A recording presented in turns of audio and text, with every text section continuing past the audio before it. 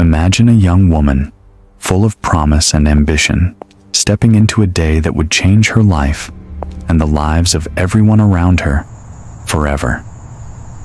Suzy Lamplugh's disappearance shocked not only her family, but the entire nation. Was she the victim of a random act, or was there a connection to a man who seemed to have no identity? Theories abound, but one question remains. What really happened to Suzy Lamplugh on that summer day in 1986? On July 28, 1986, Suzy Lamplugh, a 25-year-old estate agent from London, stepped out of her office in the heart of the city and into a mystery that would captivate the public for decades. That day, Suzy had a seemingly ordinary task. She was scheduled to meet a client named Mr. Kipper at 12:45 p.m. The meeting was set to take place at a property on Shorrolds Street, an area Suzy knew well. She was accompanied by a colleague at the office who watched her leave. Suzy seemed calm and collected, unaware that this would be the last time anyone would see her alive. The appointment was routine for Suzy, who had been working as an estate agent at the time. She had been in the business for several years, gaining experience in sales and property management. She was known for her dedication to her work and her approachable, friendly personality. Suzy's parents, Diana and Paul Lamplugh, described her as hardworking and enthusiastic about her career. What happened next would plunge the Lamplugh family, the police, and the public into a mystery that remains unsolved to this day. Suzy Lamplugh was due to return to the office after her appointment. However, as the afternoon wore on, her colleagues began to worry. She had not made contact, nor had she returned to the office. By 5 p.m., the office was officially notified, and a missing persons report was filed with the police. The police quickly began their search, but it would be days before any clues surfaced. Suzy's car, a blue Ford Fiesta, was found parked near a car park off the street where her meeting had been scheduled.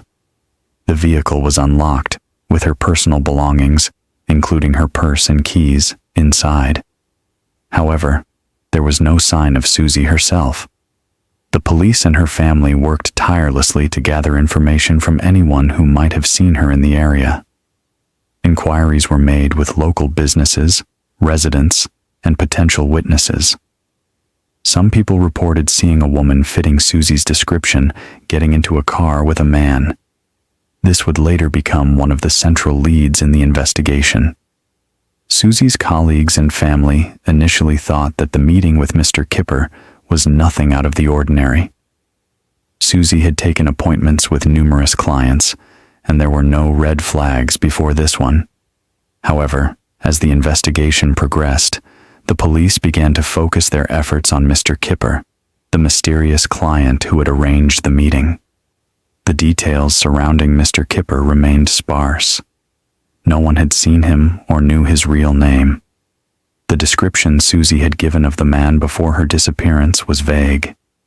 He was a man in his 30s, dark-haired, and of average build. Authorities were left with little to go on, as no further contact from Mr. Kipper was made.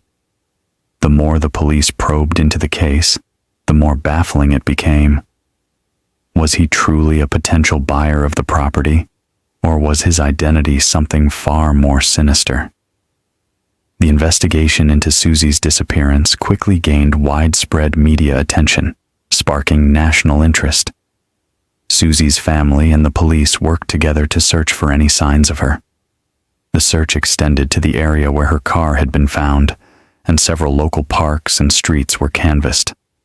Forensic teams were brought in to search for any traces of blood or other forensic evidence. Despite these efforts, there was no trace of Suzy or her whereabouts. As time passed, the case turned into a full-blown mystery. The police released several appeals for information, but still, there was no breakthrough. At one point, the case seemed to hit a dead end. There were several theories floating around, but none provided any concrete answers. The most prominent theory was that Suzy had met with foul play at the hands of Mr. Kipper, the client she had arranged to meet that day. As the police could not trace the true identity of Mr. Kipper, they became convinced that he was a key suspect. There were reports of a man matching the description of Mr. Kipper seen driving away in a car that was later identified as the same one that Suzy had been seen entering. The theory was that Mr. Kipper had lured Suzy into the car under the pretense of discussing a property and had abducted her. Another theory suggested that Suzy might have been the victim of a random kidnapping. In this scenario, someone in the area saw Suzy alone and decided to seize the opportunity. This theory was based on the fact that there were no obvious personal connections between Suzy and any potential suspects. Another theory suggested that the case may have been personal in nature, perhaps a relationship gone wrong, or a past connection Suzy had with someone she had once known. Some suspected that Suzy might have been involved with someone who had a darker side. However, nothing in Suzy's background or personal life indicated any such relationship. After several months of intense media coverage and speculation, the search for Suzy Lamplugh continued, but no body was found. In 1994, 8 years after her disappearance, the police began to receive unsubstantiated tips. Several individuals came forward claiming to have information about where Suzy's body might be, but each lead proved fruitless. Despite these tips, no definitive breakthrough occurred, and Suzy Lamplugh's case remained unsolved for several years. It wasn't until 1996 that the police were able to link her case to the suspected serial killer, John Cannan, after he was convicted for the murder of another woman. Cannan, a man already known to police for violent behavior, had a long history of criminal activity, and new evidence suggested he may have been involved in Suzy's case. The police reviewed evidence from the time of her disappearance and interviewed Cannan, but he denied any involvement in Suzy's case. However, his background and criminal behavior made him a prime suspect, though there was not enough evidence to formally charge him with her disappearance or death. If you want to stay updated on more true crime stories like Suzy Lamplugh's case, make sure to subscribe to my channel and hit the notification bell. Leave a comment with your thoughts below. What do you think happened to Suzy? Could we ever truly uncover the truth behind her disappearance? Your opinion matters, so let's keep the discussion going. While the case remains officially unsolved, the Lamplugh family has never given up hope of finding closure. The Lamplugh Trust, set up by Suzy's parents, works tirelessly to raise awareness about missing people and to support other families affected by disappearances.